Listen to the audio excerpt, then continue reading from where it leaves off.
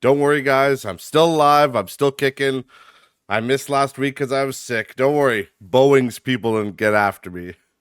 I know some of you probably thought that because all these whistleblowers keep getting assassinated. I'm surprised I haven't talked about it on here, but honestly, I don't.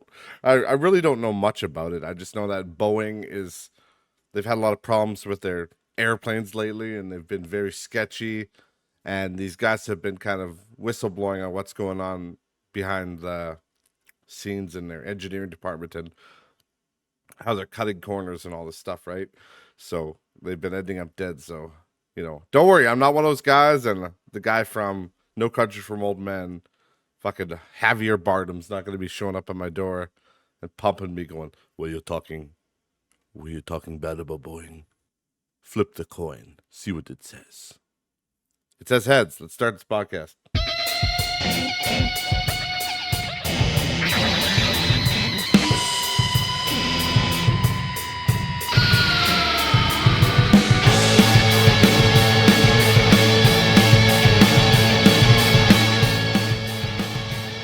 Welcome, everybody, back to the Orange Just Board, episode number 115. Yeah, that's the number. I almost forgot it there. I'm still a little bit sick, if I sound weird and I keep sniffling, I apologize. I'm doing my best here. But I was like, I can't, that's the rule. You can't miss 2 weeks in a row. But yeah, I don't know, not much has been going on lately. Unfortunately, I've been just so busy. It's been crazy, just running around trying to get everything done. I there's actually been a lot happening in the news, but I just haven't had time to like fully invest in it and research it. So I actually have things to talk about. But there's the Boeing whistleblowers going on. There's Kendrick Lamar and Drake are having beef. That whole thing, I don't get it. I'm not, again, I haven't researched it. I haven't looked into it. But I will say one thing, that I'm probably not on Drake's side because people keep bringing up the Millie Bobby Brown thing. And I think I've talked about it on here before, but he was pretty creepy with her, like talking to her as a kid, and just kind of, it was almost like he was, pre-grooming. People were literally making memes saying like he pre-ordered Millie Bobby Brown. I'm like, Jesus Christ, like that's fucking savage. But I don't know. I don't know anything about it. I'm not taking sides, but there was some really creepy stuff that he was doing with her. But also, if I haven't, I don't know if I've ever talked about this on here, but Millie Bobby Brown has got to be like one of the most insufferable celebrities ever. Like, I literally can't stand listening to her. She's, again, I liked her in Stranger Things, and that was really what put her on the map. I mean, next to Enola Holmes. Enola Holmes really, that's really what hit her home. That was her number one bestseller. But, let's be honest. Stranger Things was what put her on the map in general. So, and I liked her character. I like her in that show. It's fine. But like, as like a human being, I could just, I don't know. You could tell, right? You could tell when people have like an insane ego, and like they just, it's just the way she talks, the way she gives interviews. She acts like she's better than other people. It's pretty insufferable. And then meanwhile, I was actually at a customer site the other day for work, and the customer had a picture of her and Pedro Pascal, and Pedro, it was on a, it was like, I don't know, I can't remember where she said it was, some tropical destination like Mazatlan or something like that. But it was just a selfie picture that she had taken on the beach with him. And she's like, I was the only one like brave enough to go up to him out of my friends, and I was like, hey, are you, Pedro Pascal? Can I get a photo with you? And he's just like, absolutely.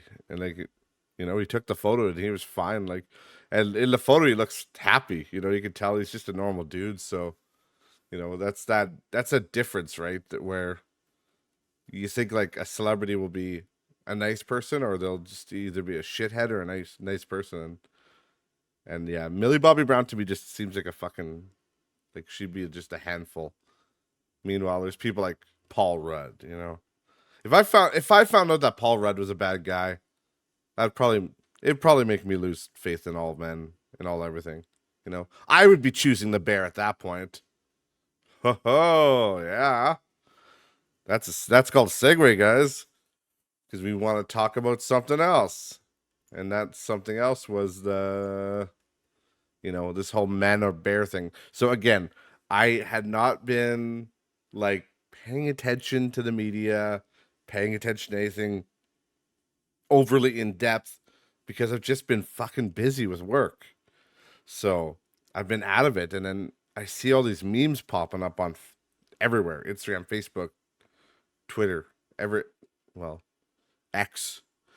They're just popping up everywhere. And it's this whole, I would choose the bear. And guys that are mad about women choosing the bear are simps. And it'll be like a millimeter. It'll be like guys' dicks who are mad about her choosing the bear. So I literally had to Google it. I'm like, what the fuck is going on here? And it's literally this whole debate about, it's just, it turned into a meme, but it's essentially a what if scenario for women. It's if you're trapped alone in the woods or whatever, would you rather encounter a bear or a man? And everybody's freaking out because all these girls are choosing the bear, which I could see why. I get, again, I get it from both perspectives. I see why people are freaking out because it is kind of ridiculous. Because a bear would just fucking kill you. I mean, that's just fucking stupid.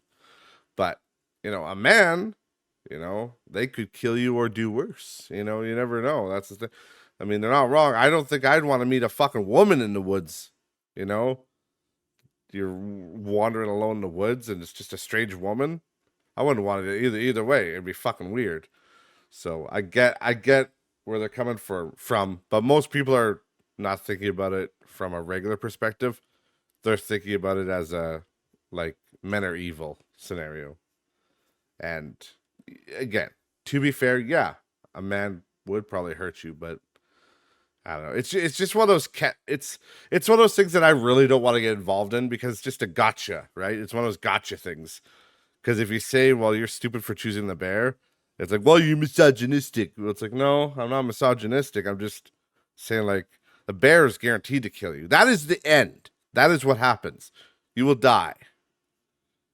That bear is not going to go easy, and you're going to fucking die slowly. And they're going to eat you from the ass to your head. So you're going to feel it all. So, the guy, I don't know, he might save you, but he might fucking do, the R word, as they're saying. Might do some crazy shit to you. You never know, I guess. But, again, it's just a gotcha thing. And that's all. So, oh, excuse me. I've been enjoying some of the memes that have come out of it. It's kind of funny, but like, I just hate why do we always got to do this? Why is the modern society all about hating men? Why does that got to be the theme? Like, you motherfuckers need men. You need men, okay? And there's all this fucking bullshit going around about how we don't need men. Men are toxic. It's like, you guys don't fucking know shit, do you? You need men. And not even men like me. Like, I'm a manly man, but I'm not the manliest man in the world, I'm not working an oil derrick in the middle of the fucking ocean, extracting oil from the bottom of the seafloor, getting covered in oil. I'm not doing shit like that. I'm not doing Alaskan crab fishing or lobster fishing, anything like that. Like, I'm not doing anything crazy with my job, but like the idea that you don't need those manly men that want to go out and do those tough jobs, like, come on, guys. Building skyscrapers. Like, can we just get along? Can we just accept that we need women? We need men. We need both. We need the yin and the yang. It's always about fucking hating. And that's the biggest problem I have with this whole feminist movement is that it went from feminism to get rights for gals. It's like, that's good. And now it's just a huge overcorrection. It's gotten to the point where it's turned into what they started to fight against. It was like, this isn't fair. Women are getting oppressed.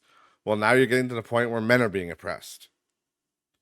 And I know tons of people who would laugh at me saying that, but it's actually true. Men are getting oppressed. They are getting the shit end of the stick because society's saying, especially for the young men coming out, you're saying, hey, you're a piece of shit just for being a man. Like, no wonder there's so much fucking transitioning going on right now. It's because people are fucking afraid to be men. because you just give them shit all the time.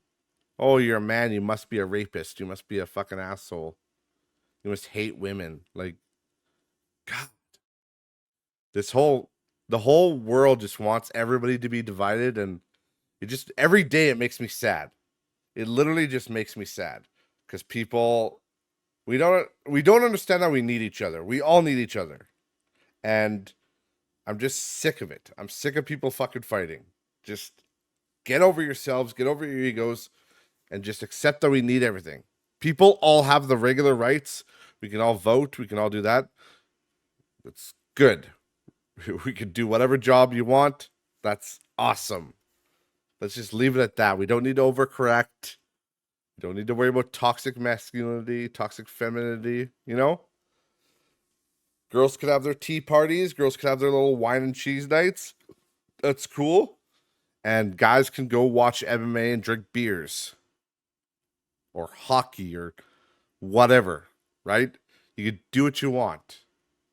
It doesn't have to be toxic just because it's something that men tend to do or something that women tend to do. Just like fucking get over yourselves, everybody. That's the wise words from the Code Man. He's getting angry live on the podcast. There's that cough coming back. But yeah, I don't know. So this whole man versus man or bear thing, I don't know. Let's up the ante, kids. Instead of man or bear, put man or like the Jersey Devil, or man or Chupacabra or Mothman, some kind of cryptid, right? Man or the Wendigo. Then we'll get some real answers. You know, if they still choose the man over the Wendigo, you know, that might be a little weird because, you know, you're going to get cannibalized. But either way, we're going to move past that. I don't want to get too far into that because it's just like it's just a trap, right? And I hope you guys listening, I hope you just realize that it's just another one of those things to divide people, and it's fucking bullshit. The other thing that would divide people is this will be just a short little anecdote because Chrystia Freeland, the fucking crazy fuck, I call her the feral ghoul of Canada because I'm pretty sure she is a feral ghoul from Fallout. She's just like always twitching while she's talking, but she just announced that Canada's going to be offering 30-year amortizations period, like basically you can get a 30-year mortgage in Canada for if you're a first-time home buyer. It's like that's great, but also, are you fucking insane? Like, what are they doing? And I know I talk about this a lot, and I know I lose my shit a lot. But Canada's in a rough spot, guys. I don't know if you've noticed that. It's been about the last, I don't know, 45 episodes probably. I've happened to mention this, maybe peppered in a little bit here, do a little Salt Bay on it. But yeah, Canada's in a rough spot economically, and the idea that they want to offer generational loans and these 30 years is insane. I thought it was insane, like a 7-year car loan. Like that's what they've been offering the last few years. They've offered, you get a new vehicle, but it's a 7-year loan. It's like, do you understand how long that is? That's like all of high school almost. 7 years. Like, technically, it is all of high school. Be like 6 years of high school, and then your last year of elementary. Like, just imagine that amount of time for a vehicle, and 7 years on a new vehicle those are extreme payments. Like, those are probably at least 300 biweekly, at least. Like 300 is probably the lower end of the spectrum. And doing that for 7 years, and at the end you get nothing. You get a fucking vehicle that's worth pennies. Especially if you mild it out. If you have a collector's vehicle like the Charger, Challenger, Camaro, anything, Corvette, shit like that, it might be worth something. It won't be worth what you bought it for. Not a fucking chance. Especially not now with the whole, electric vehicles coming out. So vehicles won't be worth anything. But it's insane. These loans, and it's the thing that we were all kind of indoctrinated into, like I was too, and it was just like expected of you to have a car loan. It's like, that was what you did. You got your car loan. It's like 7 years. It's a cheaper payment, but it's like 7 fucking years. Like my first car loan was 3 years. And my payments were like $260 a month. Or bi-weekly rather. Like $260 bi-weekly for 3 years. I mean, it was pretty expensive at the time, but that was still nothing for that car. It was fucking nothing. But like now they're offering 7-year, and then like mortgages, they're offering 30 years. Like, what the fuck? That means if you went 30 years, you paid off your mortgage, you're 50 when you have that bitch paid off. If you bought it right out of high school, you're 50. So what? You get another one for 30 years or 25 years, and it's like, oh, you have it by the time you're dead. If you don't die, you'll be like 75 with a paid off house. Like, it doesn't make sense to me. I hate it so much.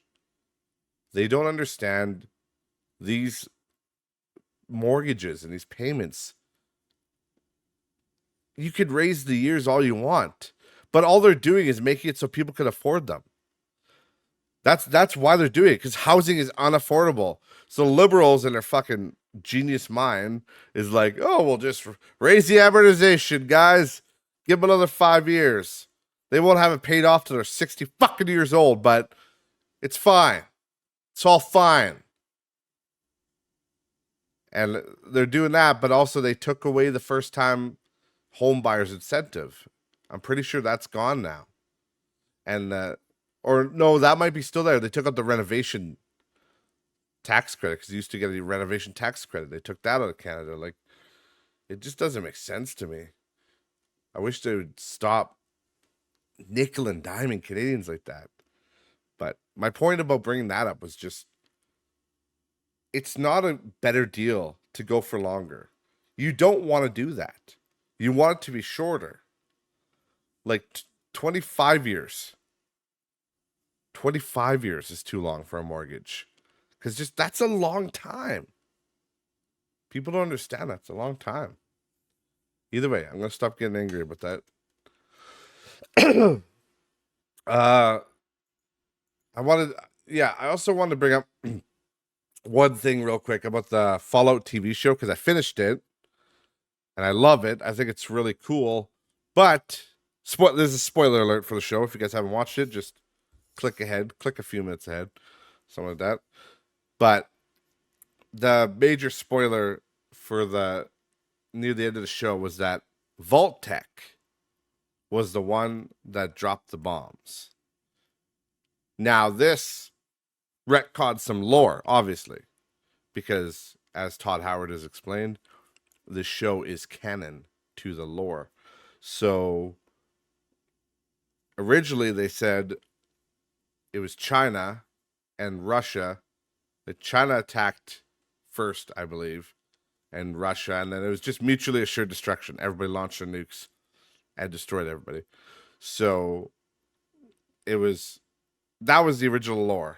But as the show has shown, they're saying it was Vault-Tec, because Vault-Tec was about money, and they're like, well, people are going to need our vaults because we'll start the war. And then we could do our twisted experiments in some of the vaults, and then in other vaults we can, we'll make the money because we made the vaults. People will want their spots because the bombs are dropping. And okay, I'm not saying it's the end of the world. I'm not saying that. But in my head, I don't like it, because I don't think that makes sense to me. To me, I don't see, why would Vault-Tec want to start the war? Like, again, yes, the money from the vaults, but the money doesn't fucking matter if the world's over. If there's no world, it doesn't make sense to me. So I don't really buy that in the lore. I don't buy it that Vault-Tec is the one that started the whole war. It makes for good TV. The show's like, oh my God, yeah, she was evil all along, and she was working for Vault-Tec, and she proposed that they dropped the bombs. But like, I don't think, to me, that doesn't sound right. it doesn't really sit right with me because, again, their whole point is they're evil corporation bad. So they want to make money and they build these vaults, and there's, the threat of nuclear war. So buy your spot in the vault, and we made these vaults for you guys. That makes sense to me. That's money, and they're future proofing, and they're making money from, buying basically safety for people if the worst happens. But if the worst does happen, which it did, are they making money still? Like, does it really fucking matter? Unless they're gonna go into some more lore about how Vault-Tec overlords plan to be the king of the wastes or something like that, which I'm sure they will go into. But as a pre-war corporation, that makes zero sense to me. It makes zero sense to me that the whole point, like, they wanted to start the war. Because how are they going to make... How are you going to make money in the apocalypse? I don't know. I just thought it was kind of a plot hole for me. Not really a plot hole, just I don't even know what you call it. It's just it was a retcon, I guess, that just doesn't sit well with me. I don't think it makes sense to me. It does in a weird way, and like again, it's good for TV because it made, the ghoul's wife the evil person, and that was kind of a shock, and she was working for Vault-Tec, surprise, and she recommended they drop the bombs. But I guess it's not really 100% guaranteed that they dropped the bombs per se, but it was heavily hinted. So I don't know. I just thought that was kind of stupid. But either way, I love the show. I'm looking forward to more. I just don't really buy the fact that Vault-Tec would do that because it just doesn't make sense. How are they gonna, like, they want to make they're an evil corporation that just wants to be really rich. Like, why would they just nuke the whole fucking world? Yeah, we just killed like 85% of our customers, but good going. Like, Walmart would never do that to us. Either way. So another thing that came out this week, which was pretty cool, was the roast of Tom Brady. So the roasts on Comedy Central were legendary. Some of my favorite things. I love roast. Like, roast comedy is top tier. Especially when they did the Comedy Central ones, because they did not fucking hold back.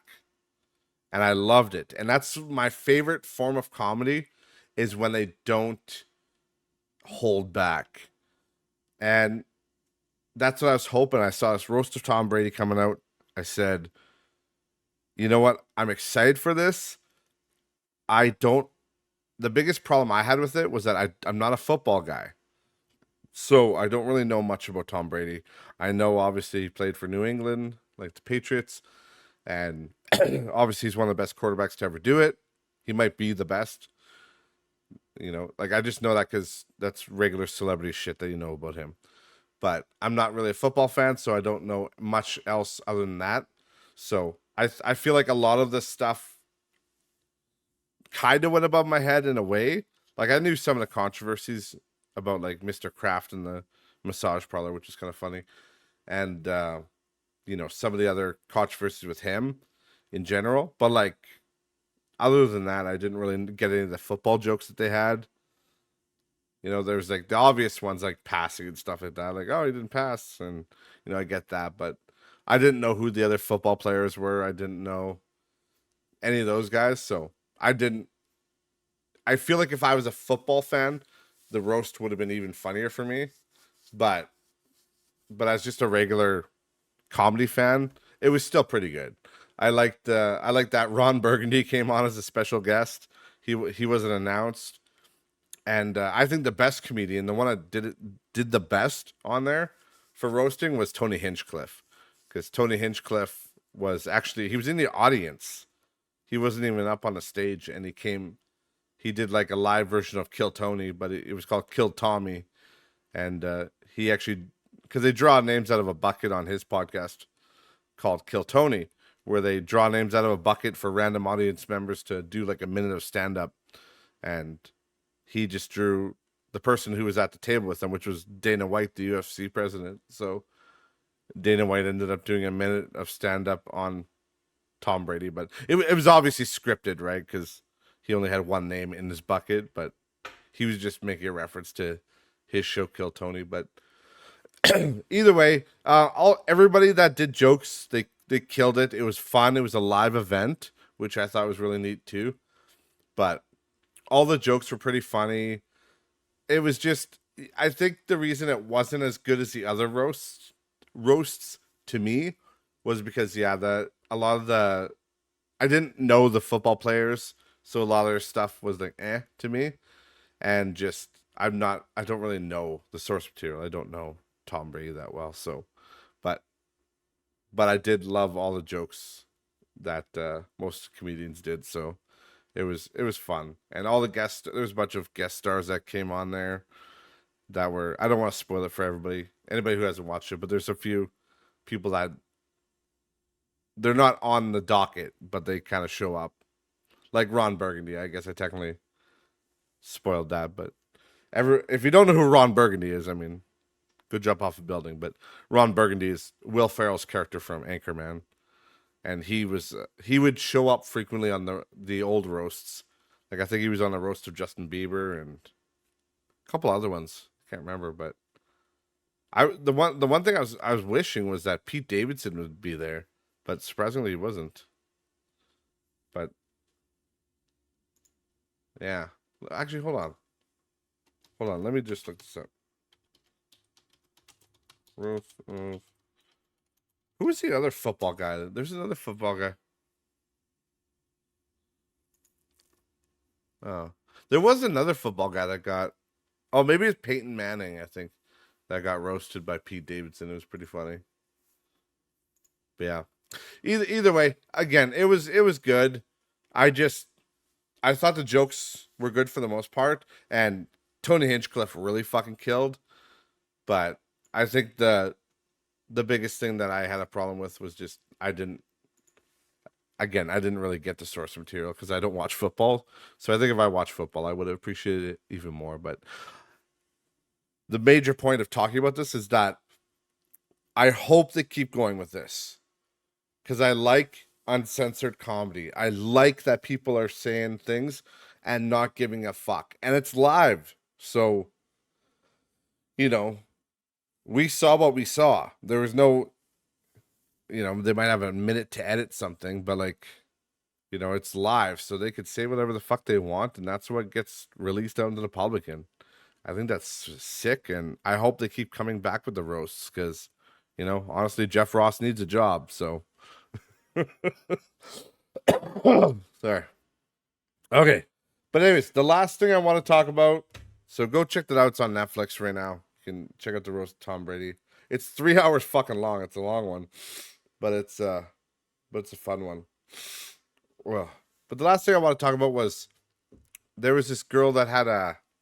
I'm just gonna play this video for you actually, because hold on, let me move these out of the way. Where's my thing?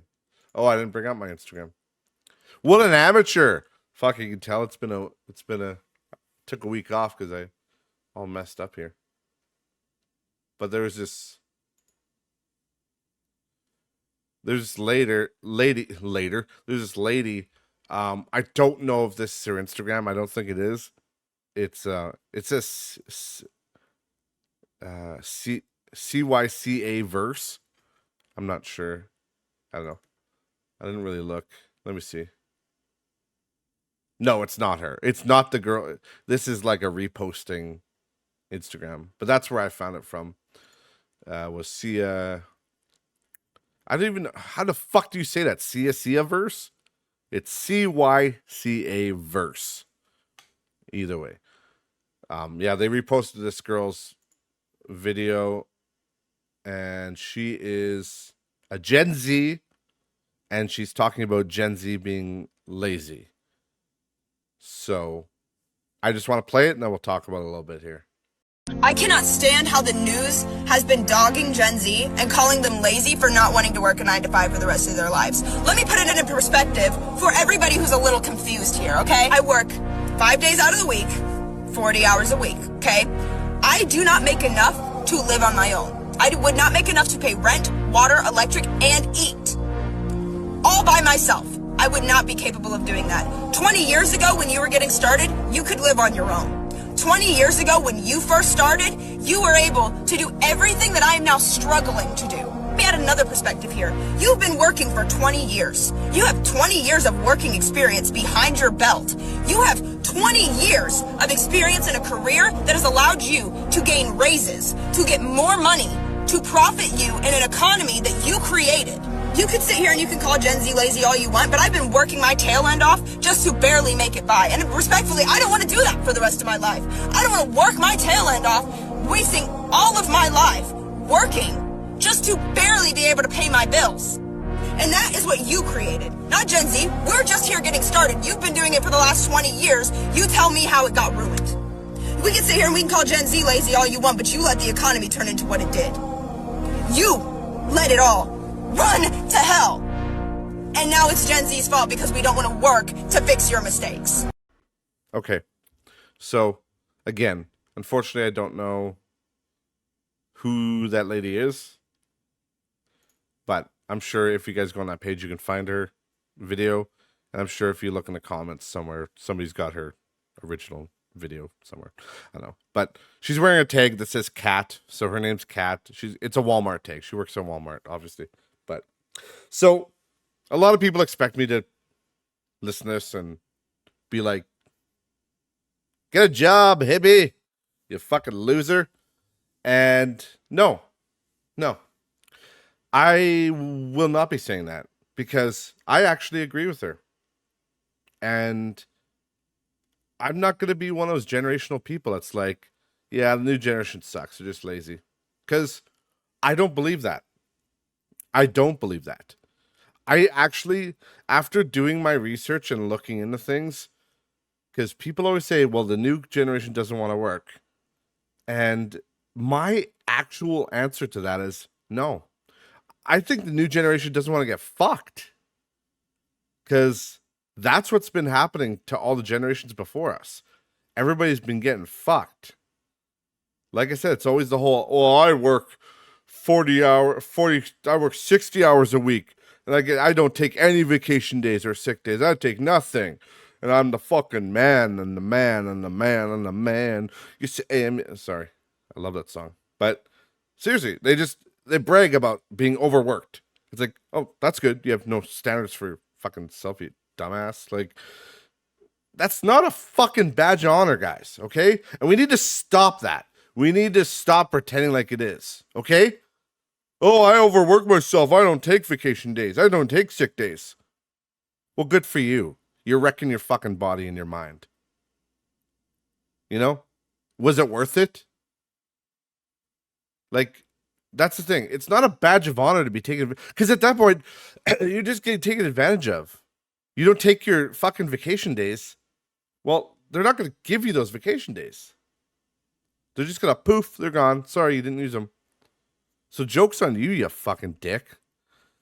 But either way, there's always this whole thing. And I think these newer generations, including my generation, because it started with the millennials. It started with the millennial generation being like, what the fuck's going on here? Because the reason I relate to what she's saying is because I feel the same way. Because it didn't make sense to me. It didn't make sense to me when I was a millennial, and I was like, okay, so a house is, and this is when houses were cheaper, like 10 years ago. I was like, so a house is, $300,000 right now, and I make this much. It's like I make $15 an hour. How am I, like, the math never added up. And I would look at TV shows and look at my parents and other people like that, and it would be a solo income, and they had a house and a car and 5 fucking kids. How? And I'm just like, today, and especially today, I'm like, what the fuck? That's impossible. Like it's literally impossible. You could not do it alone. And that's why I hate that whole thing. The whole thing of them saying like this generation's lazy. It's like no, they just with what's happening with Gen Z especially because they have it worse than I did. Like I really feel bad for these guys because they're fucked. Like I said, I felt impossible coming out of high school and going into this unknown world. I felt fucking overwhelmed about it because I'm like, there's no way I can do this alone. There's no fucking way.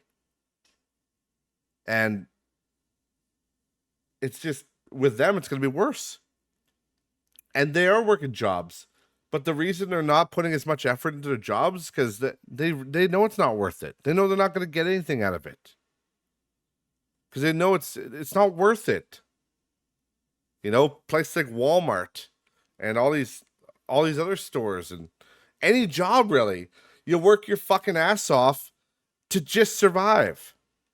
I've talked about it a lot on here. And that's a lot of us. A lot of us are just working to fucking survive. And it's horrible.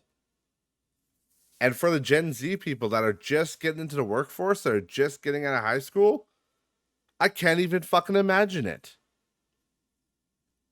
Like, you'll get out and make, I don't know what it is in America, but if I'm going around numbers in Canada where I am, you'd be making like $16 if you had a, you know, like your average retail job, or if you got if you managed to find a good job, you get 18 to $20 an hour, and you know maybe take out like $1,200 a paycheck if you're lucky at $20 an hour, if you're fucking lucky.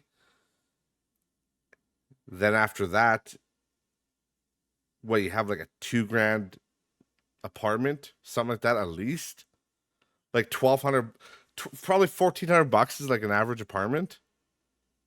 There goes your money just on rent. So I don't know, guys. I think this whole generational thing, and I think what she said about the people that get the most mad about the modern generations, like how boomers got mad at millennials, how boomers got mad at all of us. They got mad at everybody along the way. It's like, yeah, but you could literally get everything in a stable economy. And now the economy's fucked because of what's happened in the past. And it's continued to get fucked. And it needs some form of a reset. It needs to cool down. Prices need to normalize. So, again, I'm with her and I feel her because I felt that same way. Because I was working at Walmart when I was her age too. She looks probably 20, 22. I was working at Walmart when I was 19 to 20, I think. I worked there for 2 years and yeah, the whole world seemed pretty fucking hopeless when it came to like the housing market and all that. So, and again, you know, yes, you can go to school and yes, you can get a higher paying job and all that for sure. But the system has even fucked you with that because by the time you get out of those good jobs, you're so fucked with student debt that it almost doesn't even matter at that point. You already have like 6 mortgages worth of debt. So, or at least 1 mortgage worth of debt. So, it's not even fucking worth it at that point. So, I don't know. I guess just some food for thought for you guys. Don't, you know, have a little empathy before you look down on the new generations because you know what? My kids are going to be part of another generation after that. And they're going to have it even fucking harder unless we start changing things. So anything we can do to fight the government, fight back against the oppression. And part of that, I think at this point, we have to admit is getting rid of the liberal government. Well, not even getting rid of the liberal government, just getting rid of Trudeau. You know, and I've been saying that lately. I've been saying like conservative, liberal. I'm like, I don't even fucking care about conservative, liberal. I just don't want that son of a bitch in there anymore. Let's just get somebody with a brain that's not going to spend us into oblivion, which usually tends to be a conservative. But, you know, even like somebody who's not out of touch like him, that's a liberal, I would be fine with at this point. But honestly, we know Pierre Poilievre he's the only hope right now. So Hopefully he can get us back on track. Either way, I gotta let you guys go. I have to go back to work. I'm recording this on lunch, so I'm going a little bit over my time, but you know, that's okay. They're not busy. They don't need me. Those capitalist pigs. Just kidding. Either way, guys, I love you all. I'm sorry I missed a week. I was sick. I'm going to try not to be sick. Have some empathy towards the youngins. And yeah, we'll see you next week. Remember, links to all social media are in the description below, and I will see you next week. Bye, guys.